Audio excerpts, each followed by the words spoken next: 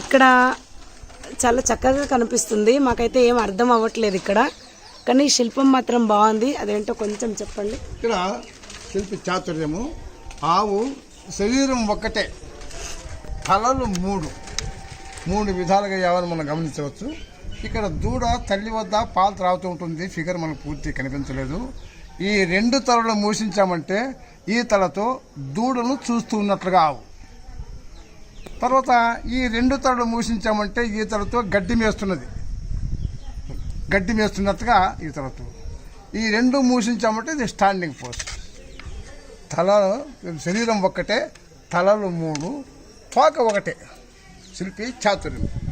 ఇక్కడ చాలా అద్భుతంగా చెక్కినటువంటి శిల్పి సముదాయము లతా మండపము అని. లత అంటే తీగలతో అల్లమైనటువంటి మండపము.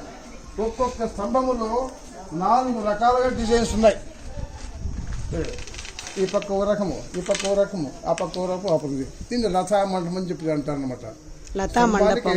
స్తంభానికి 4 రకాలు, అలా 36 × 4 144 రకాలు డిజైన్స్ ఉన్నాయి. ఇవి ఇప్పుడు మన ప్రభుత్వం వారు ఎన్నో మామూలుగా ఫాటోస్కి దానికి దీనికి తీసుకొని పోయి ఫోటో తీసుకొని విదేశాలకు కూడా చాలా ప్రసిద్ధిగాంచినది. ఒక్కొక్క స్తంభంలో 4 రకాలు, 144 డిజైన్స్.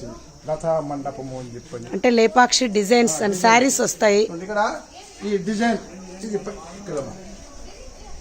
ఇది పైకున్నది జగ్గాకృతిలో సేమ్ డిజైన్. ఇది కిందికి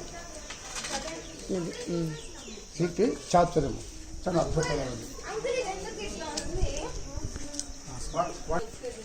అవును, ప్రతి చోట ఇట్లా టాప్ కనిపిస్తుంది కదా మనకు, ఇక్కడ ఎందుకు కనిపించట్లేదు? ఇది అప్పటికే అసంపూర్తి.